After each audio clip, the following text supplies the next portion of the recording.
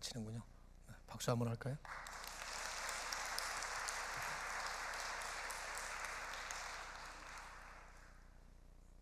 박수 받으시니까 좋으시죠? 수고하셨습니다. 박수 받을 만합니다. 네, 수고하셨다고 박수 친 것이기도 하지만은 우리 하나님께 영광의 박수를 올린 겁니다. 지난 그 3번에 걸쳐서 진정한 그리스도인으로 산다는 게 무엇인가라는 그 주제를 가지고 말씀을 나누고 있습니다. 예수 그리스도가 이 세상 그 어떤 것과도 비교할 수 없는 가장 존귀하시고 보배로우신 보물과 같은 가치라는 것을 깨닫고 나서 이제는 우리의 삶이 과거에는 나 중심의 삶에서 그리스도 중심으로 바뀌고, 과거에는 이 세상이 자랑거리로 여기는 것들을 소중하게 여기던 삶에서 이제는 성경이 말씀하고 있는 하나님의 영광을 위해, 주님을 위해서 사는 새로운 삶의 방향, 새로운 삶의 목표를 세워놓고 나가는, 또 더 깊이 묵상해 보면 영원 전부터 우리를 향해서 하나님이 세우셨던 그 하나님의 영원한 섭리와 경륜 속에 우리를 부르신 우리의 소명에 합당한 맡겨주신 사명을 위해서 남은 평생을 살아가는, 그것이 이제 진정한 그리스도인의 삶일 거라는 얘기를 같이 나누었습니다. 지난 3번의 말씀이 마치 어떤 정답을 찾는 말씀이었다고 하면은, 오늘은 저는 좀 모델을 하나 좀 여러분에게 제시하면서 같이 나누려고 합니다. 어떤 이슈에 대해서 논할 때 이 장황한 원리를 설명하는 것도 소중하겠지만, 간단한 모델을 찾아서 살펴보는 것도 저는 아주 유익하다고 생각을 합니다. 물론 이제 위험성도 있어요. 그것이 모델이 아닌 것을 자칫 모델처럼 착각을 할 수도 있고, 또 좋은 모델을 찾았어도 그걸 보는 눈이 좋지 않으면 또 잘못 볼 수도 있기 때문입니다. 아마 여러분들이 잘 아시는 누가 만든 조크라고 생각하는데, 한국의 어떤 중학교에서 미술시험 시간에 시험 문제가 하나 났습니다. 생각하는 사람이라는 조각품을 누가 조각했는가. 정답은 19세기 프랑스 조각가 잘 아시는 로댕이죠. 그래서 어떤 모범생이 답을 썼어요. 로댕. 근데 그 옆에 앉아있는 아이는 반에서 공부를 꼴찌로 못한 아이였습니다. 답을 컨닝을 하려고 힐끗 보는데 불행히도 눈이 좀 나쁜 아이였어요. 로댕이라는 답이 오뎅으로 보였습니다. 그래서 오뎅 썼어요. 그 옆에 앉아있는 아이도 공부를 못한 아이였어요. 답 보니까 답이 오뎅이에요. 너무 쉬워서 그냥 쓰면은 들킬 것 같아서 나름대로 고쳤었어요. 덴뿌라. 그 옆에 앉아있는 애도 공부를 못한 아이였어요. 답을 보니 답이 덴뿌라야. 너무 이상해서 나름대로 고쳤었어요. 어묵하고. 누가 웃자고 만든 썰렁한 조크지만, 생각하면 생각할수록 저는 우리 시대에 참 잘 맞는 조크라는 생각이 들어요. 정답이 아닌 것을 정답인 줄로 착각하고 그걸 베끼면서 삽니다. 그렇게 살면 안 되거든요. 그런데 그렇게 사는 사람들이 많다 보니까 그냥 따라갑니다. 그렇게 믿으면 안 되는 거예요. 그런데 많은 사람들이 그렇게 믿고 가니까 그게 진짜 그리스도인의 삶인 줄로 착각하고 그냥 따라갑니다. 생각 없이. 가끔씩 정답을 보기는 봅니다. 그런데 보는 눈이 나빠서 잘 베끼기만 해도, 흉내만 내도 괜찮을 텐데 잘 베끼지를 못합니다. 잘 못 베끼는 것이죠. 진정한 그리스도인으로 산다는 게 뭐냐? 성경은 참 많은 모델들을 제시하고 있습니다.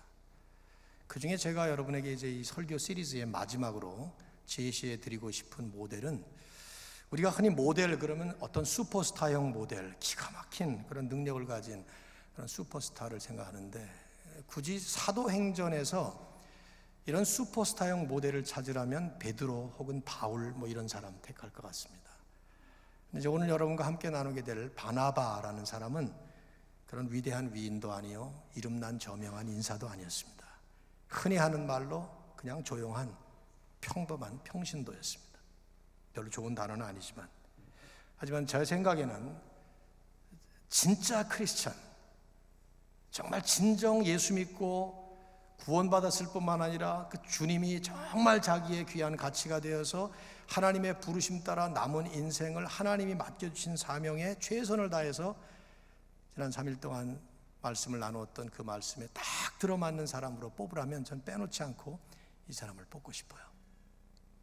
왜냐하면 초대교회의 유일한 역사로 우리에게 남겨진 사도행전에 이분이 아니면 사도행전은 이렇게 쓰여질 수가 없어요.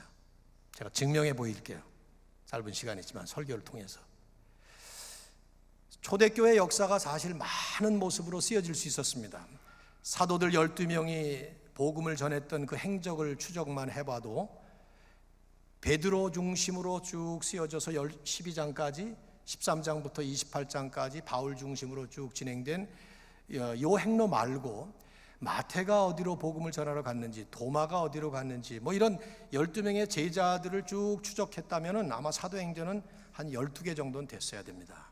근데 딱 하나, 성령의 감동으로 누가는 사도행전 딱 하나 남겼습니다. 근데 그 유일한 초대교회 역사서 가운데 이 바나바라고 하는 사람이 맡았던 역할, 그리고 그분이 보였던 그 모습을 볼 때 저는 가감 없이, 과장 없이, 바나바 없이는 사도행전이 이렇게 쓰여질 수가 없어요.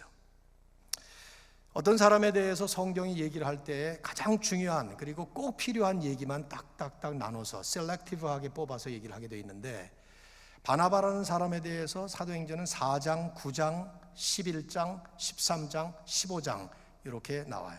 그리고 더 이상 나오지 않습니다.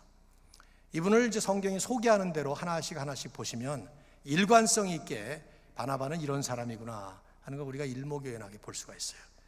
여러분 읽으신 성경은 딱 한 구절이지만 제가 세 군데 성경 본문을 같이 읽겠습니다. 한번 찾아보시죠. 성경 공부하시듯이 잠깐만. 4장 36절, 37절 여기 이제 영상에도 띄어 있으니까 이거 보셔도 되고요. 아니면 성경을 보시는 게 더 좋긴 하죠. 자, 한번 같이 읽어보겠습니다. 시작.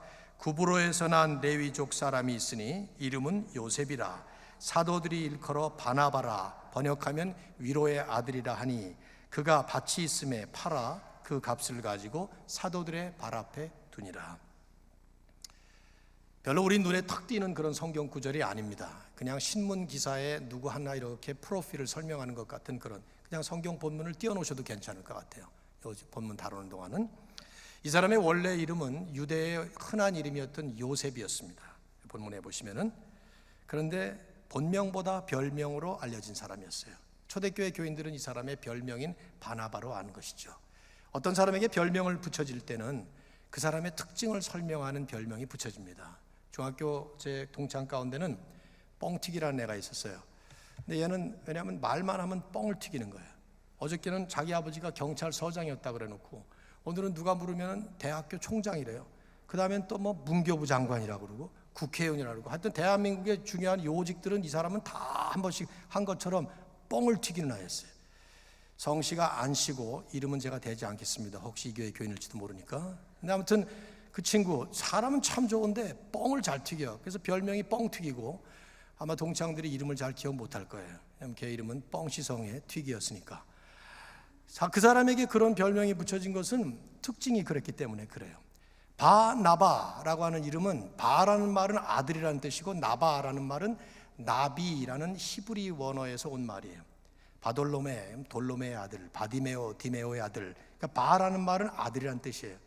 나바는 나비, 선지자라는 말인데, 선지자는 하나님의 말씀을 가지고 백성들을 권면한 사람이죠.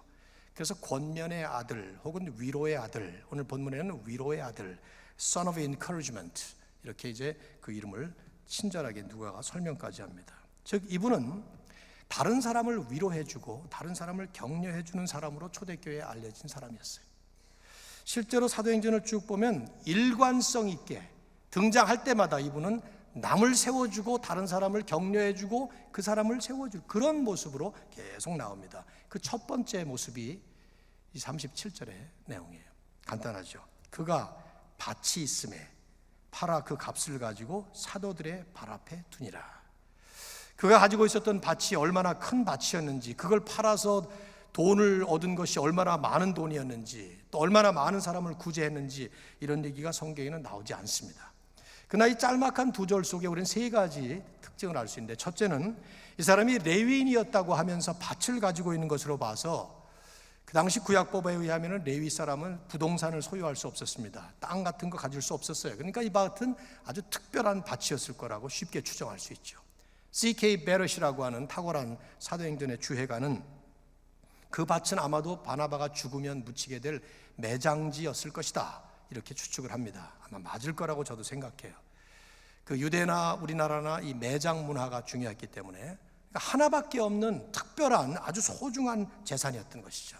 그런데 그것을 팔아서 교회에 헌납함으로써 그 당시 초대교회 예루살렘 교회에 아주 유명한 스토리가 될 만큼, 모든 사람의 입에 회자될 만큼 그런 얘기가 된 거예요. 큰 희생적인 헌신을 했던 것이죠. 누굴 위해서? 성도들을 위해서, 교회를 위해서, 궁극적으로는 주님과 하나님 나라를 위해서 그렇게 한 것입니다. 또 한 가지는 예루살렘 교회 그 당시에 이 재산을 팔아서 교회에 헌납한 사람들이 한두 명이 아니에요. 2장 44절, 4장 32절을 보시면은 예루살렘 교회가 베드로의 설교에 한 번에 3,000명이 회개하고 세례를 받으면서 첫 번째 교회로 태동합니다. 그러자마자 그들이 보여준 모습은 전부 사람들을 구제한 것이었어요. TV가 2대 있는 사람은 한 대도 없는 사람에게 하나 갖다 주고, 옷 2벌 있는 사람은 한 벌도 없는 사람에게 한 벌 갖다 주고, 뭐 그런 식으로 전부 교인들이 너나 할 것 없이 내 물건 한 것 없이, 4장 32절에 보면 온 성도들이 한 마음과 한 뜻이 되어 자기 재물을 자기 것이라고 주장하는 사람이 하나도 없었더라. 한 명도 없었다는 거예요. 그 많은 사람들이 전부 그런 구제에 앞장섰는데 유독 다른 사람의 이름은 기록하지 않고 바나바 한 사람의 이름만 이 헌납과 관련을 시켜서 언급하는 것으로 볼 때, 이것은 그 당시 예루살렘 교회가 알아줄 만한 크나큰 헌신이었다 하는 것을 우리는 쉽게 짐작할 수 있죠. 그것이 예수님이 얘기하셨던 과부의 2 동전처럼 생활비 전체를 낸 것이라고 볼 수도 있겠고, 아니면 액수 자체가 어마어마한 큰 거액의 헌금이었을 수도 있겠고, 아무튼 큰 헌신이었다 그 말이에요. 더 중요한 건 세 번째로, 곧바로 이제 5장으로 들어가는데, 5장으로 들어가면 그 유명한 아나니아 삽비라 사건이 나와요. 아나니아 삽비라는 이 부부도 교회에다 헌납을 한 사람들이에요. 많은 사람들이 아마 하니까 자기들도 피어 프레셔 때문에 아마 한 것 같아요. 그래서 하는데 그 중에 얼마를 감추어 놓고 얼마를 그냥 부분만 내죠. 5장에 보시면은 베드로가 성령이 충만해서 아나니아에게 그런 말을 합니다. 너는 마음에 사탄이 가득하여 성령을 속인다. 그 자리에서 즉사합니다. 그러자 조금 있다가 삽비라가 들어오면서 내 남편의 시신을 들고 가는 사람이 거기 있더라고요. 또 죽어요 거기서. 여러분이 이런 성경 보실 때 오해하시면 안 돼요. 건축원금 작정 잘못했다가 그거 제대로 못 내면은 언젠가 현장 즉사한다, 이렇게 적용하시면 안 됩니다. 뭐 물론 작정해놓고 안 하는 건 그건 잘못이긴 하죠. 그러나 그렇다고 하나님께서 그때마다 그런 사람 찾아내가지고 그렇게 죽이고 그러지 않아요. 헌금 내려고 여러분이 딱 그러다가 한 10만 원 내려고 그러다가 10만 원, 100불 내려고 그러다가 50불짜리 내자 그래가지고 이렇게 냈다 그래서 그것 때문에 여러분 죽이지 않습니다. 이거 그런 식으로 얘기하는 게 아니에요. 특별한 교회 역사의 처음 시기에 아주 특별한 exceptional한 케이스가 나온 것이죠. 근데 중요한 건 뭐냐면 바로 그런 사건과 백투백으로 바나바의 헌납 사실을 조용히 기록하고 있는 거예요. 무슨 말이냐 하면은 사람에게 보이려고 하는 거짓되고 위선된 종교 행위로서 헌납을 하려다가 봉변을 당한 아나니아 삽비라의 그 헌신과는 대조적으로 정반대로 아주 진실한, 읽으셨던 본문처럼 성령과 믿음이 충만한 사람으로서 진실된 헌납을 했던 그런 바나바의 모습을 얘기하는 것이죠. 저처럼 이렇게 강조하지 않기 때문에 그냥 쉽게 지나칠 수 있는 얘기예요. 그러나 그게 성경에 상당히 많이 나오는 얘기들입니다. 별로 그렇게 강조 안 해요. 그게 포인트예요. 성경은 세상처럼 그렇게 떠들썩하게 강조하지 않습니다. 막 신문에 이름 내고 TV에 얼굴 나오고 그런 식으로 하지 않아요. 그러나 영적인 눈을 뜨고 조용히 묵상해보고 영적인 귀를 열고 성령이 들려주시는 음성을 들어보면 이게 다 그 안에 있는 모습들이죠. 조용하지만, 별로 드러나지 않은 것 같지만, 그러나 초대교회에 모든 사람들이 알아줄 만한 진실되고 아주 크나큰 희생적인 헌신이었다 이 말이에요. 두 번째 바나바를 소개하는 본문은 9장 26절이에요. 자, 한번 또 가서 보시죠. 그 본문을 보시면은 9장 26절과 27절 저기 떴습니다. 자, 읽어봅시다. 시작. 사울이 예루살렘에 가서 제자들을 사귀고자 하나 다 두려워하여 그의 제자됨을 믿지 아니하니. 27절. 바나바가 데리고 사도들에게 가서 그가 길에서 어떻게 주를 보았는지와 주께서 그에게 말씀하신 일과 다메섹에서 그가 어떻게 예수의 이름으로 담대히 말하였는지를 전하니라. 이 본문의 배경 설명이 좀 필요해요. 이제 사울과 연관된 일인데, 바울과 연관되는 일입니다. 여러분 잘 아시다시피 바울이 예수님을 만나기 전에는 무서운 사람이었습니다. 이 사람은 교회를 극렬히 핍박하던 사람인데 아마 세력이 막강했던 것 같아요.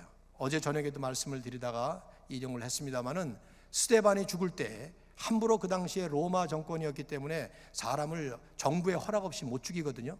근데 종교적인 이제 잘못을 저질렀을 때 사람들이 죽이는 방법이 여러 사람 앞에서 증인을 세워놓고 그 다음에 옷을 벗어놓고 그 사람을 이지매처럼 돌로 때려 죽이는 거예요. 근데 그 일을 스데반에게 할 때에 사울 앞에 그 사람들이 돌로 쳐 죽이는 사람들이 옷을 벗어놓을 만큼, 그래서 사울이 내가 책임질 테니까 죽여도 좋아 하고 이렇게 말할 만큼 사울은 막강한 세력을 가진 사람이었던 것 같아요. 태어날 때부터 로마 시민권자였죠. 또 공회한 사람이었던, 지금의 갈까면 세네터나 혹은 컨그레스맨 정도 이런 사람이었다는 말이죠. 근데 그런 사람이 핍박이 일어나면서 스데반 때문에 이제 예루살렘 교회를 핍박하기 시작하면서 예루살렘 교회 교인들을 전부 잡아서 죽이기 시작했어요. 나중에 사도행전 뒷부분에 가서 보시면 내가 사람들을 죽이는 일에 가편 투표, 찬성 투표를 던졌고 실제로 사람들을 잡아 죽였다, 이런 말을 많이 합니다. 그것도 성이 차지 않아서 다마스커스라고 하는 곳으로 도망간 교인들을 잡기 위해서 대제사장의 공문을 가지고 로마 병정들을 입고 가다가 중간에 예수님을 만나요. 부활하신 주님이 직접 나타나셔요. 사울아, 사울아, 내가 왜 나를 핍박하느냐? 그때 누구십니까? 나는 내가 핍박하는 예수니라. 그 자리에서 사울은 회심이 일어나고 그래서 예수님을 믿게 되고 지금까지 살아왔던 것이 전부 헛된 것이라는 하나의 종교적인 열심이었다는 것을 깨닫게 되면서 드디어 예수님 때문에 완전히 180도로 변화가 되는 일이 일어납니다. 근데 그러고 난 다음에 아마 쭉 이렇게 여기저기를 살펴보면 아마 한 3년 정도 아라비아 광야에 가서 수련을 하고 또 가서 전도를 했던 것 같아요. 근데 그러다가 바울은 예루살렘 교회 본부에 어프로브를 받아야 되겠다, 이런 생각이 들었던 것 같습니다. 그래서 예루살렘 교회에 내려옵니다. 제자들을 만나고 사도들을 만나서 자기를 알아달라고 얘기를 하려고 하는데 아무도 만나주지 않는 거예요. 그게 이 본문이에요. 사울이 와서 제자들을 사귀고자 하나 다 두려워하여 그가 제자됨을 믿지 않았고, 일단은 아무도 만나주지도 교제도 안 한 것입니다. 이해가 되지 않겠어요? 어제까지만 해도 교인들을 잡아 죽이던 이 무서운 사람이 오늘 갑자기 전도하는 사람으로 나타났다고, 이제 예수 믿고 구원받았다고 막 그러니까 그걸 어떻게 믿겠습니까? 여러분 한국 가시면 조폭교회가 하나 있어요. 조폭이 뭔지 아시죠? 조직폭력배. 과거에 조직폭력배들이 이제 교인들이 돼서 모이는 그 교회가 있는데 어떻게 된 교회냐면 제가 가보진 않았어요. 근데 아무튼 신문에서 봤는데 그 담임 목사님이 옛날 조폭 깡패 두목이었답니다. 근데 예수님을 만나서 전도받고 구원받은 다음에 자기가 선교를 하겠다고 중국으로 선교를 나갔는데 선교가 그렇게 만만한가? 쉽지 않죠. 안 된 거예요, 잘. 그래서 아무래도 안 되겠다. 고향에 가서 내가 같이 놀던 우리 형제들하고 같이 신앙생활을 해야 되겠다. 그래서 과거에 자기 형님 동생 하던 사람들을 찾아가지고 예수 믿게 하고 어떻게 전도했는지 모르죠. 안 믿으면 죽여 이런 식으로 했는지는 모르겠습니다만 아무튼 그렇게 해서 이제 그렇게 모인 사람들로만 세워진 교회가 하나 있대요. 조폭교회. 이름하여 이름이 조폭교회는 아니겠지. 나한테 신문에 조폭교회 이렇게 나왔어요. 거기서는 장로님, 권사님 이런 게 아니고 다들 형님, 누님 이러면서 이제 인사들 하고 그런 교회라는데. 자, 한국 가면 꼭 한번 거기 들려서 예배 분위기 좀 한번 보고 싶은데 좀 마음에 석연치는 않아요. 예배 드리다가 졸거나 만일에 좀 자세가 안 좋으면은 글쎄 뒤통수를 갖구멍으로 때리든지 옆구리로 회칼이 들어오든지 그런 분위기 아니겠어요? 어제까지만 해도 사람 죽이던 이 사울이라는 무서운 사람이, 이 폭도가 디모데후서에 보면 뭐라고 말하면 나는 회방자여 핍박자여 폭행자였다. I was a violent man, persecutor 이런 표현을 쓰잖아요. 근데 그런 사람이 이제 예수 믿고 내가 전도자가 됐다 그래 누가 믿어주겠어요? 그러니까 아무도 만나주라는 거지. 바로 그때 이 본문처럼 바나바가 데리고 가서 제자들을 만나게 해주고 사도들에게 그를 천거해 주는 거예요. 여러분 잘 살펴보시면 바울이 다메섹으로 갈 때 예수님을 만난 현장에 바나바가 없었습니다. 바나바가 바울의 회심 과정을 본 것이 아니에요. 바울이 전도했다고 하지만 그 전도하는 활동을 본 것이 아닙니다. 그런데 바울이 자기가 전도자가 됐다 그러니까, 이제 예수 믿고 나도 회심했다 그러니까 그걸 믿어준 것이죠. 바나바는 사람을 볼 때 그 사람을 깎아내리고 헐뜯고 비난을 하면서 내 눈 속에 들보가 가득한데도 상대방에 있는 눈에 있는 티를 보는 사람이 아니라, 그 사람이 나 예수 믿었어 하니까 받아주는 거예요. 나 회개했습니다 믿어주는 거예요. 과거에 전과가 있지만 이제 변화됐다고 그러니까 그 말을 그대로 받아주고, 그 사람 안에 있는 긍정적인 부분, 그래서 그 사람의 사람됨을 그대로 믿어주고 받아주고 세워주고 밀어주는 그런 사람이 바로 바나바였다 이 말이지.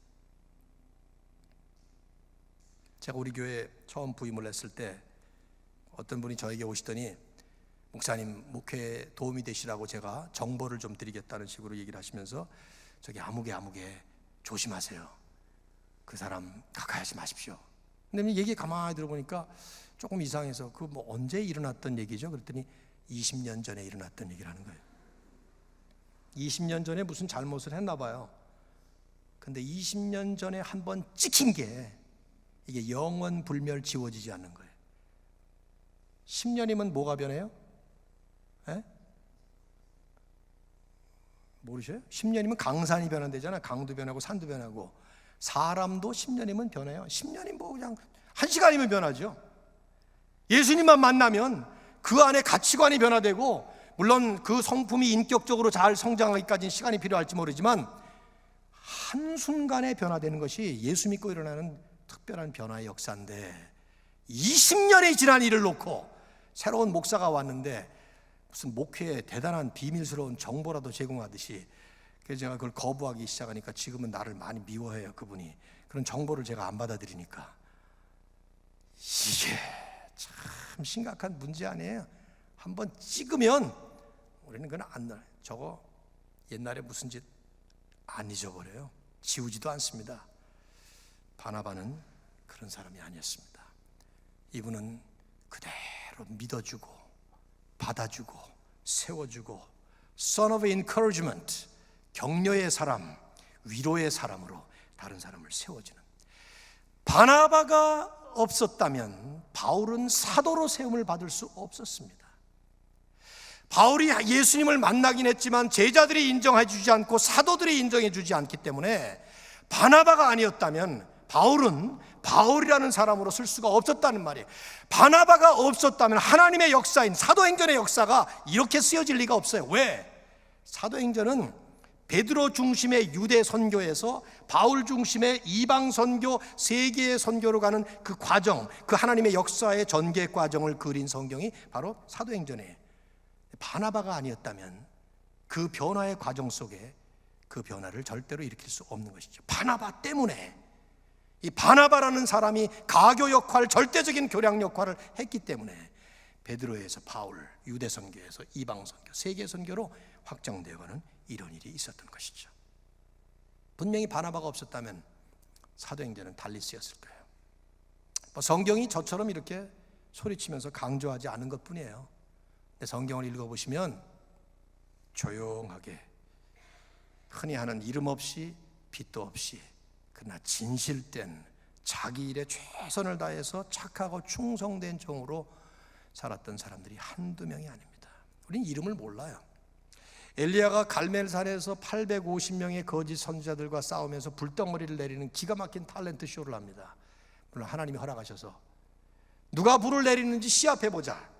그리고 송아지 위에다가 물을 3번씩이나 쏟아 부으면서 물송아지를 만든 다음에 하늘에서 불덩어리가 내려서 확 한 번에 불덩어리를 타버린, 열왕기상 18장 얘기 아니에요. 저는 왜 그런 장면들이 영화로 안 나오나 몰라. 이런 게 영화로 나와야 되는데, 참 제가 영화를 좋아하는 사람을 성경 보다 보면 영화 이 머티리얼이 수도 없이 많은데 기가 막힌 장면이에요. 엘리야는 그 장면을 보면서 너무 자기도 감탄한 거예요. 이제 드디어 아합과 이세벨이 변화되고 온 이스라엘이 하나님 앞으로 돌아오겠구나. 근데 그 다음 순간에 이세벨이라고 하는 이시성을 가진 여자가 편지를 쓰잖아요. 너 내일 이맘때 내가 사랑하던 그 선지자들 바알과 아세라의 선지자들처럼 너 죽여버리겠다. I will kill you. 그 편지 딱 받고 도망가요, 엘리야는. 그리고 저 밑에 부엘세바 광야까지 내려가서 로뎀 나무 앞 내려가서 Take my life, 제 목숨을 데려가 주시오. 자살 기도를 합니다. 왜 그럽니까? 왜 18장에서는 그런 일을 했던 사람이 19장에 가서 그런 모습 보입니까? 너무 실망한 거예요. 그러면서 하나님께 뭐라고 하나님의 선지자는 다 죽고 나만 홀로 남았습니다. I am alone 하고 얘기를 해요. 나 혼자 남았습니다. 그때 하나님 뭐라 그러시니 기억나세요?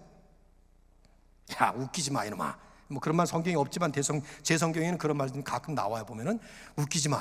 뭐라고 말했어요? 바알에게 무릎을 꿇지 않은 7,000명이 남아있다. 7,000명.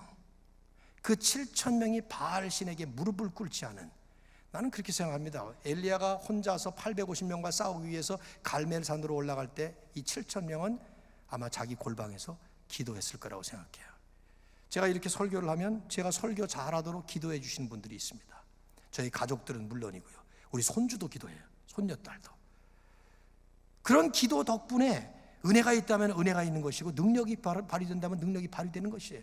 혼자서 무슨 탤런트 쇼를 하는 것처럼 자기 혼자의 모든 일, 이건 착각이에요. 그런 일이 성경에 수도 없이 많아요. 다윗이 기가 막힌 이스라엘의 성군으로서 엄청난 일을 하나님 나라를 위해서 이루었지만은, 그 다윗을 위해서 충성스럽게 목숨을 바치면서 평생 그를 따랐던 아둘람의 600명의 무명 용사들 이름 없습니다. 한 30명 정도가 이름이 나오긴 하지만 나머지는 몰라요. 그러나 그 아둘람 굴에 모였던, 그래서 다윗을 왕으로 세우고 왕을 세운 뒤에도 끊임없이 충성했던 그런 사람들 수없이 많죠. 얼마나 많습니까? 그런 사람들이.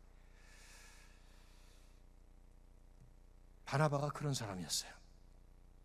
어떻게 그럴 수 있었을까? 자기는 드러내지 아니하고 하나님 나라를 위해서 다른 사람 세워주고 다른 사람들이 믿어주지 않는 바울을 이렇게 세워, 이런 어떻게 그럴 수 있었을까? 아마 그런 궁금증에 대한 답을 주기 위해서 누가는 11장 24절에 이 사람의 프로필을 간단하게 한 절로 쓰고 있습니다. 뭐라고 씁니까? 11장 24절 읽으셨잖아요. 바나바는 착한 사람이요. 참 재미있는 표현이에요. 착한 사람이다 하는 말. 여러분, 착하다는 말은 어떤 때 씁니까? 윗사람이 아랫사람에게 얘기할 때 뭐 애들 보고 착하다 이러지, 뭐 아무리 청년들이 저보고 김태원 목사님 참 착하시네, 제 뒤통수를 쓸어주면서 뭐 그러겠어요? 그러니까 이 말이 표현이 이게 좀 어폐가 있는 표현이에요. 그렇게 쓰면 안 되고, 바나바는 좋은 사람이에요. Good man, 그 말이에요. He was a good man. 근데 참 이게 재미있는 표현입니다. 왜냐하면 어떤 사람을 일목요연하게 표현하고자 할 때 그 사람의 가장 정확한 특징을 설명해야 되는데 쉬운 일이 아니에요. 이번에 중앙교회에 와서 설교하고 간 김태원 목사가 어떤 사람이요? 여러분에게 만일에 누가 물으면 뭐라고 얘기하겠어요? 여러분이 뭐 설명을 하실 건 있겠잖아요. 제 키가 얼마가 되고 뭐 얼굴이 어떻게 생겼고 나이가 어떻고 뭐 설교할 때 어떤 식으로 이런 얘기 할 수 있지만 그 정확한 디스크립션이 아닙니다. 한마디로 짧게 간단하게 그러나 정확하게 얘기하는 건 쉬운 일이 아닌데, 성경에 대놓고 바나바가 어떤 사람입니까? 하고 물으면 성경은 딱 요 한마디 하는 거예요. 바나바, he was a good man. 좋은 사람이었다, 그 말이죠. 이게 왜 재미있느냐? 사도행전 1장부터 28장까지 좋은 사람이라는 말을 들은 사람은 바나바 한 명밖에 없어요. 그러면 얼른 생각할 때는 나머지는 다 나쁜 사람이에요? 별로 안 좋은 사람이에요? 예루살렘 교회가 얼마나 좋은 사람들이 많았는데, 예수 믿자마자 자기 재산 뭐 네 것 내 것 할 것 없이 다 서로 나눠주고 그런 사람이었다는데 좋은 사람 가득 찼죠, 그 교회. 그런데 유독 바나바를 놓고 좋은 사람이라는 말을 쓴 이유가 무엇일까? 뭐 저는 어렵게 생각하지 않습니다. 그 많은 좋은 사람들 중에서도 정말 뛰어날 정도로 좋은 사람, 그래서 이 사람을 좋은 사람이요 라고 말할 때 아무도 거기에 반대하지 못할 그럴 만큼 좋은 사람. 남을 위해서 다른 사람을 세워주고 밀어주는 위로의 아들, 권면의 아들, 그런 바나바라는 이름답게 참 좋은 사람. 우리가 기독교인으로서 살아가면서 옳은 사람이 되려고 애는 참 많이 써요. 그래서 옳은 말을 참 많이 합니다. 회의 같은 거 열어보면 옳은 말 하는 사람들이 한두 명이 아니에요. 다 옳아. 그런데 옳긴 옳은데 왠지 가까이 하고 싶진 않고, 옳긴 옳은데 듣고 싶지 않은 경우가 있어요. 그래요, 안 그래요? 그건 문제가 있죠. 옳지만 좋은 사람. 어떻게 바나바가 그런 좋은 사람인가? 태어날 때부터 그렇게 좋은 사람으로 태어났는가? 그런 사람은 없는 거 여러분 아시죠? 사람은 다 죄인이기 때문에. 어떤 죄를 가지고 태어납니까? 우리의 죄의 모습이 전형적으로 어떻게 드러납니까? 이기적인 모습으로 나타나죠. 어린 아기들을 보면 알아요. 아기들은 아주 죄인의 전형이에요. 저는 우리 집에서 지난 5년 동안 우리 아기들을 2명을 키운다니까요. 손주 손녀가 아들 며느리하고 같이 자라는데 얼마나 예쁜지 몰라요. 진짜 참 여기 와서 이제 주책스럽게 또 이렇게 강단에서 우리 손주 손녀 얘기를 하는 것 같지만 이 필요해서 하는 거니까 그냥 참고 들으세요. 너무 예쁘고 참 내가 이렇게 손주가 예쁘고 손녀가 예쁜 줄 알았으면 아들 낳지 말고 손녀 낳을 걸, 이런 생각이 들 만큼 너무 예쁜 거예요. 이게 불가능한 일인데 어쩌면 이렇게 예쁠까? 우리 애들을 잘 키울 때는 몰랐어요. 근데 너무 예뻐. 근데 얘가 한 살쯤 됐는데 이제 큰 애가 한 5살 거의 다 됐거든요. 근데 요 지인이라는 아이가 어느 날 젖을 먹다가 그 며느리가 으악 하고 소리 질러요. 왜 그러냐 그랬더니 얘가 젖을 깨물어요 그런 거예요. 왜 깨물어 젖을? 또 한 오래됐으니까 잊어버렸지 왜 깨무는지.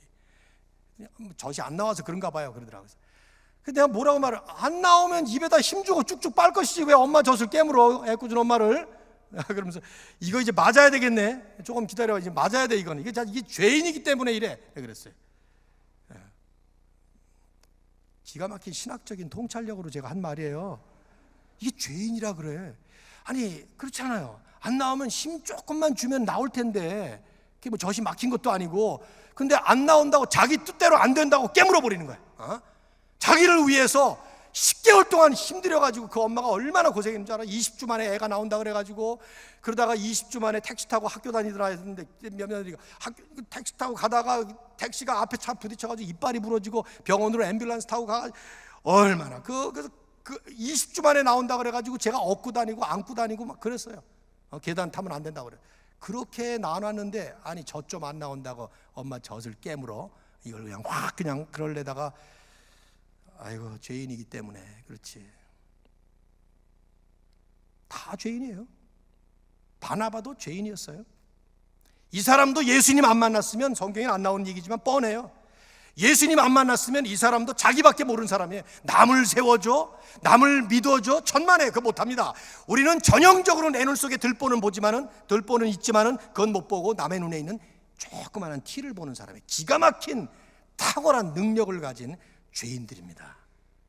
그런데 예수님 만나는 순간에 그게 변화되는 거예요. 그래서 이 성경은 이렇게 쓰고 있어요. 바나바는 착한 사람이요 성령과 믿음이 충만한 사람이더라. 이걸 여러분이 좀 더 풀이하시면 바나바는 좋은 사람이다. 왜냐하면 이 사람도 본래는 좋은 사람이 아닌 나쁜 악한 죄인이었지만 이제는 성령과 믿음이 충만한 사람이 되었기 때문에 좋은 사람이 된 것이다. 그 뜻이에요. 그렇게 해석을 하셔야 됩니다. 예수님 만나고 나니까 예수님의 영인 성령님께서 내 안에 거하시고 그 성령께서 나를 끊임없이 깨우치셔서 내 안에 있었던 죄성들이 점점 죽어지고 예수님의 성품으로 점점 변화되어 가면서 이제는 그 죄성의 특징인 이기적인 성품이 사라지고 점점 남을 배려하고 남을 세워주고 남을 위해서 나를 희생까지 할 수 있는 그런 사람이 될 만큼 좋은 사람이 된 것이죠. 이게 재미있는 것은요, 이 성경 구절을 11장 24절은 11장 19절부터 겉으로 올라가서 쭉 보시면 안디옥 교회라고 하는 교회가 설립되어 가는 과정 속에 바나바를 성경이 소개하는 거예요. 이게 무슨 말이냐면 간단하게 설명을 드리면 스데반의 일로 인해서 예루살렘 교회에 핍박이 일어납니다. 그 핍박 때문에 예루살렘 교인들이 견디질 못하고 다 흩어져 버립니다. 사도행전 8장 1절을 보면 사도들 외에는 전부 다 사면팔방으로 흩어졌어요. 그래서 빌립은 사마리아에 가서 전도를 하고 뭐 이렇게 막 하는데 8장 4절을 보시면 흩어진 사람들이 가는 곳마다 복음을 전했다는 말씀이 나와요. 근데 복음을 어떻게 전하는가 하면 유대인들에게만 전한 거예요. 유대인의 회당에 들어가서. 근데 그 중에 어떤 사람들이 11장 19절에 와서 안디옥이라고 하는 곳에 이르러서 이방인에게 복음을 처음으로 전했고, 이방인 중에서 유대인이 아닌 사람들이 예수님을 믿게 됐고, 그런 사람들이 모여서 교회가 된 곳이 바로 안디옥 교회였어요. 예루살렘 교회 본부의 입장에서 볼 때는 이게 좀 의심스럽지 않겠어요? 이방인들이 교회를 세워? 이방인들로만 구성된 교회가 세워졌다고? 그거 사입이 아니야? 이단 아니야? 이런 생각이 들어서 조사단을 파견한 것이죠. 그 조사단 단장이 바나바였어요. 왜 바나바를 보냈을까? 경험이 있잖아요. 바울이라는 사람을 아무도 믿어주지 않을 때 바나바 한 사람의 추천장 가지고 모든 사람이 받아줄 만큼 바나바는 믿을 만한 사람이었죠. trustworthy한 사람이었다 이 말이에요. 보낸 거예요. 아니나 달라요? 분명히 바나바가 보냈을 거예요. 안디옥 교회요? 괜찮은 교회입니다. 이방인들이지만 율법은 좀 아직 모르지만, 아직 성경 지식은 별로 없지만 순수하게 예수 믿고 구원받은 사람들 잘 모입니다. 하나님의 손이 역사하는 것을 내가 눈으로 봅니다. 그러면서 보내요. 그리고는 바울을 데려옵니다. 안디옥 교회를 키우자고. 그 과정 속에 성경은 바나바가 어떤 종류의 사람이냐 하는 걸 이렇게 설명하는 거예요. 바나바는 좋은 사람이요, 성령과 믿음이 충만한 사람이더라. 그러면서 그 다음에 덧붙여요. 이에, 읽어보세요. 이에 큰 무리가 주께 더하여지더라. 이게 무슨 말입니까? 바나바 한 사람 때문에, 그 사람이 착한 사람이요 성령과 믿음이 충만한 사람이었기 때문에, 그러므로 큰 무리가 교회에 모이게 되는, 한 사람 바나바 때문에 교회가 부흥을 하는, 바나바 한 사람 때문에 엄청난 부흥의 역사가 이 교회에 일어나는 것을 조용히 누가가 지금 이렇게 기록하고 있는 것이죠. 저도 목회를 한 30여 년을 해보면서 이 말이 얼마나 제 마음에 절감되어지는 말인지 몰라요. 한 사람 때문에 교회 부흥해요. 그런가 하면 반대로 한 사람 때문에 교회 쪼개지기도 합니다. 한 사람. 여러분, 저는 분명히 믿습니다. 진정 바른 교회라면 그 교회는 성도들이 바나바와 같은 성도들로 모이는 교회라야 합니다. 무슨 말이냐?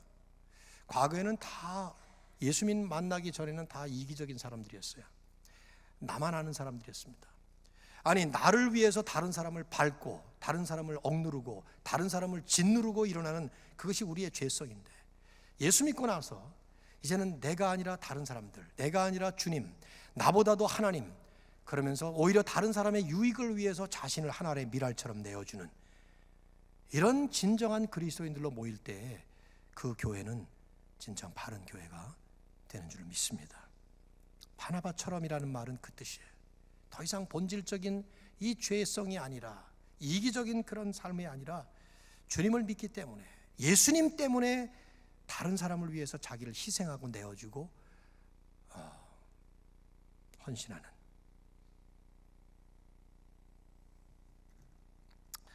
이제 결론을 맺겠습니다. 저 한번 따라 하실래요?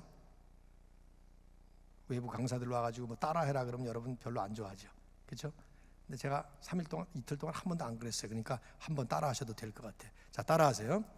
바나바처럼 삽시다. 그렇게 좀 시시하게 하지 말고 다시 시킬게요. 자, 손을 한번 이렇게 드십시오. 이렇게. 예, 한번 들어보세요. 이렇게. 자, 그리고 운동권들 하는 거 보셨나요? 한번? 이렇게 나와서 구호 외치고 그런 거 한번 해보자고요. 바나바처럼 삽시다. 괜찮네요. 네, 됐습니다. 네. 제 마음에 안 들면 또 한 번 시키고 또 마음에 들 때까지 하려고 그랬는데 마음에 딱 들게 여러분이 하셨습니다. 자, 이제 뭐 바나바처럼 살겠다고 구호 외치셨으니까 저는 이제 내려가도 될 것 같아요. 그죠? 설교 끝났습니다. 내려가도 될까요? 우리가 구호 삼창, 뭐 구호 한번 외치고 나서 변화가 일어난다면 얼마나 쉽겠습니까? 참 죄송한 표현인지 모르지만 이 구호를 제일 잘 외치는 사람들이 누군지 아세요? 감옥에 있는 죄수들이더라고요. 제가 한국에 있을 때 안양이라고 하는 곳에 평촌이라는 신도시의 교회를 개척해서 목회를 했는데, 그때 그 안양에 있는 소년 감별소라고 있어요. 소년들이 청소년 범죄를 지르고 감옥에 이제 얘를 보내야 되나 도로 내보내야 되나, 이 감별소야, 감별하는. 소년 감별소에 참 많이 갔었는데, 가면은 그 애들이니까, 청소년들이니까 거기에 뭐 이제 있는 분들이 늘 걸핏하면 이제 막 외치게 만드는 게, 손 들고 다시는 죄 안 짓겠습니다. 뭐 선한 일 하겠습니다. 뭐 잘 살아보겠습니다. 이건 뭐 얼마나 우렁차게 잘하는지 몰라요. 예. 그 이제 상담도 해보면 너 언제 나가냐면 뭐 다음 달에 나간대. 그 다음에 와서 보면 또 들어와 있어. 너 지난번에 이놈아 이거 막 외치던 애 아니야? 근데 또 들어왔어. 그랬더니 아유 근데 뭐 또 잘못해가지고 제가 또 들어왔다고. 구호는 이렇게 외치지만 이게 삶으로 이어지지 않으면 사실은 아무런 소용없는 구호가 되는 것이죠. 바나바처럼 삽시다. 좋아요. 바나바처럼 사는 게 뭡니까 여러분? 바나바가 그럴 수 있었던 것은 자신의 주인이신 예수님 따라서 산 거예요. 주님이 어제 말씀드렸습니다마는 이 땅에 오실 때 주님 스스로가 하신 말씀이 인자가 온 것은, 내가 이 땅에 온 것은 섬김을 받으려 함이 아니라 섬기려 왔다. I came not to be served but to serve. 그러면서 내가 다른 사람들을 위해 대속물로 주기 위해서 왔다. I came to give my life. 내 생명을 주기 위해. 하나님께서 하신 일이 뭐냐 하고 우리가 묻는다면 동사 하나를 뽑으라면 그건 주신 거예요. God so loved the world that He gave His one and only Son. 하나님이 우리를 이처럼 사랑하사 독생자를 주셨으니 하나님이 하신 일은 우리를 위해 주신 거예요. 받으신 게 아니라, 뺏은 것이 아니라, 갈취한 것이 아니라 하나님의 것을 다 주신 거예요. 아들도 주시고 생명도 주시고 모든 것 다 주신 거예요. 하늘에 속한 모든 신령한 복을 다 주신 거죠. 그러므로 우리가 예수 믿고 진정한 그리스도인으로 산다고 하면 우리도 이제는 더 이상 가지는 것이 아니라, 빼앗는 것이 아니라, 착취하는 것이 아니라 내가 가진 모든 것들을 다 주고도 남는 가장 귀한 예수님을 얻었으니 아까울 것이 하나도 없는 내 삶을 내어주는, 주는 삶. 그래서 바나바는 그렇게 한 것이죠. 더 이상 자기가 자기를 위해서가 아니라 남을 위해서 자기를 내어주는 주님을 본받으면서 진정한 크리스천으로서. 이걸 우리가 고상한 말로 말하면 헌신이라고 그러죠. 헌신. 그렇죠? 헌신. 물질도 헌신을 하고 주는 거예요. 시간도 헌신을 하고 시간도 내는 것이죠. 생명도 헌신을 하고 목숨도 바치는 것이고 헌신. 찬양할 때 우리가 얼마나 많은 헌신을 노래하고 우리가 찬양을 합니까? 그렇게 하자고 막 고백을 하고 결심을 하는 것인데, 이 바나바의 이런 주님을 본받았던 이 헌신과 섬김과 내어주는 삶의 이런 모습이 정말 중요하고 소중한 것은 오늘날 이 현대교회는 참 이런 진정한 바른 헌신, 희생적 헌신을 찾아보기가 참 어렵기 때문입니다. 교회가 점점 대형화되고 현대화되어 가면서 교회 안에 관람객들은 많아지지만 정말 하나님의 역사를 위해서 자신을 내어주는 진정한 헌신의 모습은 너무 줄어들기 때문이죠. 즐기고 흥분하는 모습이 많이 있지만 거기 머무는 모습이 역력해요. 특별히 이민교회, 대학전교회가 그래요. 우리 중앙교회 청년들을 우리 교회로 한번 초청해 보고 싶어요. 저희 교회는 청년들을 많이 들볶습니다. 제가 니네들 여기 와서 얻어먹고만 가면 안 된다. 그래서 굉장히 제가 막 들볶아요. 근데 애들이 하나도 그거 가지고 뭐라고 안 그러는 것은 하여튼 뭐 착하기도 하겠지만은 이제는 훈련이 잘 돼가고 있는 것 같아요. 이런 집회 있다 그러면 장년들은 안 나올지 몰라도 청년들은 안 나왔다 그러면 가만 안 놔두니까. 그리고 제일 추운 겨울날 주차 봉사 이런 건 걔네들이 다 해야 되고 전부 다 열심히 잘하죠. 아주. 여기도 청년들이 많기 때문에 제 마음이 그렇게 흥분이 좀 되는데, 유학생들이 와서 마치 여기가 게스트하우스인 것처럼 잠깐 있다 지나가는, 또 이민자들은 그냥 이 글자 그대로 이민자로서 있다가 지나가는. 그래서 제가 용어를 바꿨습니다. 우리는 이민자가 아닙니다. 이시성을 가진 민자가 아니다. 우리 교회에 이민자 집사님이 한 분 계셨어요. 내가 참 그분이 계신 걸 모르고 이 얘기를 처음 시작했다가 얼마나 미안했는지 하도 이 말을 자주 하니까 이제 몇 년 전에 한국으로 이민 가버리셨는데 자, 이시성을 가진 민자가 아니라 사시성을 가진 명자입니다. 사명자다. 나는 이민자로 왔지만 하나님이 우리를 계명을 하셔서 사명자로 바꾸셨습니다. 뭐 이런 얘기 수도 없이 하고, 구경꾼이 아니라 선수입니다. 청년부에 올라가면은 3층에 not a fan 이렇게 써 있어요. not a fan. 우리는 팬이 아니다, 선수다. 그런 거 자꾸 이제 심어주느라고 말이지. 그렇게 하다 보니까 제가 처음 부임했을 때는 역력하게 그냥 학생들이 전부 손님처럼 왔다 가고 등록도 안 하고 누가 누군지 가면서 인사도 안 해, 오면서 왔는지 뭐 이랬는데, 이제는 오는 사람 가는 사람 예배당에다 세워놓고 기도시키고, 가는 사람 꼭 편지 하나 쓰고 가라. 그래서 갈 때마다 편지 한 장씩 쓰게 만들고, 지금 집에 이만큼 카드가 얼마나 많은지 몰라, 편지 카드가. 근데 제일 제 마음에 감동되는 그런 편지는, 목사님, 제가 구경꾼으로 왔다가 선수가 되어서 갑니다, 그런 내용들이. 장로님들도 그 편지 읽어주면 얼마나 좋아하시는지 몰라. 역시 이게 바로 사명이다, 이런 생각을 하죠. 얼마 전에 한 자매가 저한테 남긴 편지, 뭐 이런 편지들 수도 없이 많습니다만 얘처럼 편지를 깔끔하게 쓴 애가 없어서 늘 얘 편지를 읽는, 제가 읽어드릴게요. 김화윤이라는 아이였는데 이렇게 썼습니다. 처음부터 끝까지 제가 하나도 빼놓지 않고 다 읽습니다. 인생에서 큰 변화를 겪고 한국으로 돌아가는 저에게 큰 사명이 주어졌다고 생각합니다. 그것은 바로 저를 통해서 주님의 향기를 전하는 것입니다. 저를 알고 있던 한국의 지인들이 1년간의 제 미국 생활을 마치고 돌아온 저를 보면서 겉모습의 변화가 아닌 근본적인 알 수 없는 변화를 느끼고, 그 변화의 실체가 주님이심을 깨닫게 만드는 것입니다. 눈빛 하나, 표정 하나, 손짓 하나, 말투 하나하나에서 주님을 느껴지게 만드는 것, 이런 크나큰 사명을 수행하기 위해 더 열심히 훈련을 받았어야 하지 않았나 하는 반성을 하게 됩니다. 하지만 영원이라는 무한한 시간 속에서 이루어져가는 하나님의 나라를 위한 훈련은 어차피 끝이 없기 때문에 후회는 접어두고 한국에 가서 더 열심히 훈련을 받으려고 합니다. 목사님의 말씀을 듣고 성장한 한 신도가 한국에 가서 복음을 전파하고자 하니, 목사님의 말씀은 필라델피아 임마누엘 예배당이 아닌 한국까지 울려 퍼지는 것이겠지요. 이 너무나도 아름답고 경이로운 일에 동참할 수 있어서 너무도 감격스럽습니다. 목사님, 우리들의 이런 노력이 헛되이 되지 않도록 기도해 주십시오. 감사드리며 사랑합니다. 목사님, 건강히 오래오래 주님의 뜻을 전하시길 진심으로 바랍니다. 이 자매는 우리 교회라고는 처음 발디뎠어요. 한 번도 교회를 발을 디뎌본 적이 없는 자매였고, 미국에 1년 연수하러 왔는데 그 1년 연수하는 기간 동안에 6개월은 교회 안 나오다가 6개월 남겨놓고 교회 처음 나왔는데, 그리고 그래서 너무 짧아서 세례 교육도 받을 기회가 없어서 세례도 못 받고 한국으로 돌아가면서 이렇게 편지를 쓰고 돌아갔어요.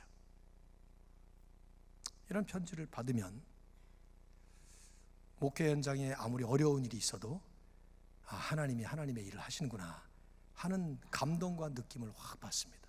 가슴이 뭉클해져요. 근데 제가 더 가슴이 뭉클해지는 것은, 내 가슴이 이렇게 뭉클해질 때는 하나님의 마음은 어떠실까, 그런 생각이 드는 거예요. 왜냐하면 역대하 16장 9절의 말씀처럼 여호와의 눈, the eyes of the Lord, 하나님의 눈은 온 세상을 두루 감찰하사 전심으로 자기에게 향하는 자를 위하여 능력을 베푸시느니라. 하나님의 눈이 온 세상을 다니면서 마치 서치라이트를 켜고 사람을 찾듯이 그렇게 찾아다니시다가 전심으로 자기에게 향하는 그 선수가 되겠다는 사람들에게 하나님의 은혜와 하나님의 능력을 베푸시기 때문에 하나님의 마음이 얼마나 기쁘실까, 그런 생각이 들기 때문이죠. 하나님은 그런 선수를 찾는 거예요. 그리고 기대하시는 겁니다. 제가 선수라는 말을 쓴다고 해서 여러분이 오해하시면 안 돼요. 뭐 선수라 그러니까 어떤 스포트라이트를 받고 휘황찬란한 조명빨 아래 서 있, 그런 말 아닙니다. 신문에 이름이 나고 TV에 얼굴이 나고 그런 얘기하는 거 아니에요. 바나바처럼 조용하게, 그러나 진실하게, 그리고 희생적으로 전심전력을 다해서 하나님 앞에 헌신하는 우리 주님 때문이죠. 그것이 다 나를 구원하시고 내게 찾아오신 예수 그리스도 때문이죠. 그래서 변화된 그의 삶은 자기가 슈퍼스타가 되겠다고 다른 사람을 이용하는 게 아니라, 이제는 다른 사람을 세워주고 남을 위해 나를 희생해주고 give, 내어주는, 헌신하는, 그래서 공동체도 살리고 하나님의 나라에도 부흥을 가져오게 만드는 이런 하나님의 귀한 사람, 진정한 그리스도인으로 살아가는, 성경은 분명히 얘기해요. 바나바 한 사람 때문에 안디옥 교회가 부흥했다고. 여러분 질문해 보셔야 돼요. 나 때문에 교회가 부흥하는가? 나 때문에 방해가 되는가? 어떤 목사님은 그런 얘기를 하더군요. 우린 그리스도의 향기인데, 향기, 냄새나는 향기. 어떤 사람은 연탄가스라 그러더라고요. 나 그 얘기 듣고 나서 진짜 충격을 받았어요. 연탄가스, 보이지도 않고 느끼지도 않는데 연탄가스는 죽이잖아, 사람을.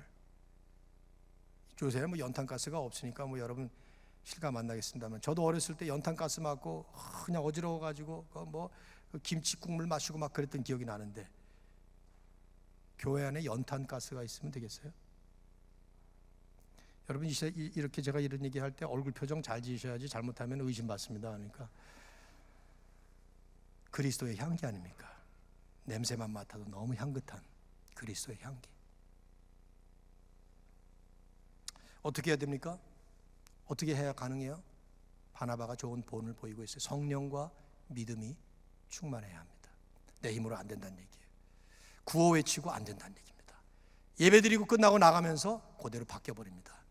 성령과 믿음이 충만한, 예수 그리스도의 성령이 우리 안에 이미 계신데, 여러분 예수 믿으셨다면 그 성령님으로 충만해서 그 주님을 믿는 믿음이라는 것이 결국 주님에게 내 모든 것을 드리고 주님과 하나가 되어서 철저하게 union with Christ, 그리스도와 연합되는, 내 옛 자아는 죽고 옛 사람은 죽어버리고 그리스도의 성품으로 거듭난 성품이 계속돼요.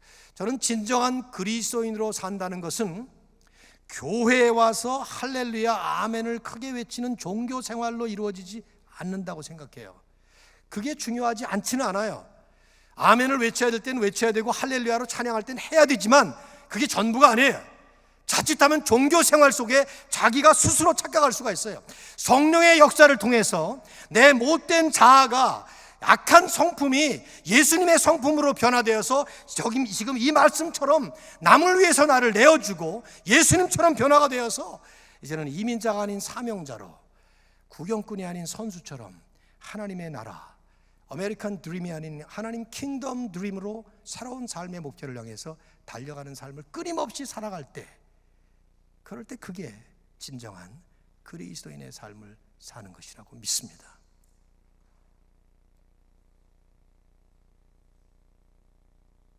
귀한 성도님들이, 귀한 목사님을 이제 모신 지 이제 1년 가까이 되어가면서 여러분 교회가 참 아주 참 좋은, 그러면서도 중요한, 그러면서도 어려운 자리에 있습니다. 우리 교회하고 아주 비슷하거든요. 이민 생활이 얼마나 어렵습니까? 그런데 이제 유학생들이 또 오고 이민자들은 줄어들고 유학생들은 뭐 점점 많아지든지 끊임없이 그들을 섬겨야 되고, 하나님께서 각 교회마다 저는 특별한 사명을 주셨다고 믿어요. 저는 지금까지 30년 오면서 청년 사역을 참 많이 했는데, 이민교회에 참 보기 드물게 이렇게 피츠버그 중앙교회에 참 하나님이 전략적인 자리, 선교적인 사명을 잘 감당할 수 있는 자리에 세우셨습니다. 여기서 오고 가는 수많은 학생들, 청년들을 한 사람도 빠짐없이 정말 선교적인 그리스도인으로 잘 세워서 떠나보내시면, 교회는 이 건물 안에 모여있는 이 자체가 교회가 아니거든요. 흩어지기 위해서 우리는 모이는 거예요. 모여있는 것이 교회가 아닙니다. 오늘 예배드리고 흩어지면 여러분이 가는 곳곳마다 하나님의 역사가 일어나는 현장이 되는 것입니다. 그거 위해서 모이는 것이고, 그거 확인하기 위해서 모이는 것이고, 그거 재무장하기 위해서 모이는 거예요. 여기가 좋사오니 예배드리고 뭐 소위 은혜 받고 밥 먹고 교제하고 세상 얘기 좀 나누고 그렇게 끝나는 거 아닙니다. 저는 이제 갑니다. 필라델피아. 우리 교회는 좀 컴컴해요. 거기 동네 이 아프리칸 아메리칸들이 많아가지고, 전 친구예요. 이제 가면 이제 다음 달에는 우리 흑인 교회 가서 설교를 해야 돼요. 흑인 교회 가서 설교하면 얼마나 흥분이 되는지 몰라요. 그냥 여러분 지금 조용하게 예배드리잖아요. 전 거기 가서 이렇게 설교 못해요. 그냥 말끝마다 끝나가서 아멘 하면 아멘 할렐루야 막 일어나서 춤추고 막 그래. 이제 흥분이 돼 벌써. 그냥 거기 가려고 생각하다. 그 흑인 교회인데 그 동네에 하나님이 36년 전에 건물을 세우셔서 이렇게 지금까지 오게 하셨는데, 하늘에 썩는 미랄이 되십시오. 열대성 나무 두 가지 종류의 나무 들어보셨죠? 벤진나무라는 나무 들어보셨나요? 이 나무는 한번 심으면 수십 년 동안 자라면서 10km 반경으로 쫙 뿌리가 뻗어나 가는 데마다 가지를 내고 또 나무 숲을 이룹니다. 근데 번식력과 흡수력이 엄청나기 때문에 뻗어나가는 그 뿌리가 있는 곳곳마다 전부 다 모든 나무를 다 죽여버립니다. 영양분을 자기가 다 흡수하기 때문에 자기 혼자 다 먹습니다. 몇십 년 지나고 고목나무가 된 다음에 그 나무를 베어버리면 그 나무가 있었던 데를 중심으로 10km 반경 전부 다 황무지가 돼요. 아무것도 못 심어요. 영양분이 없어서 혼자 살아남은 것이죠. 근데 똑같은 열대성 나무지만 바나나 나무는, 바나바하고 이름도 비슷하네, 바나나. 이 나무는 6개월만 되면 옆에다가 새싹을 냅니다. 그럼 이 모수는 어린 새싹을 살리기 위해서 영양을 공급해요. 자긴 죽는 거예요. 그래서 그것이 6개월 더 지나면 1년만 딱 되면 바나나 열매를 맺어요. 좀 있으면 그건 또다시 또 새싹을 내요.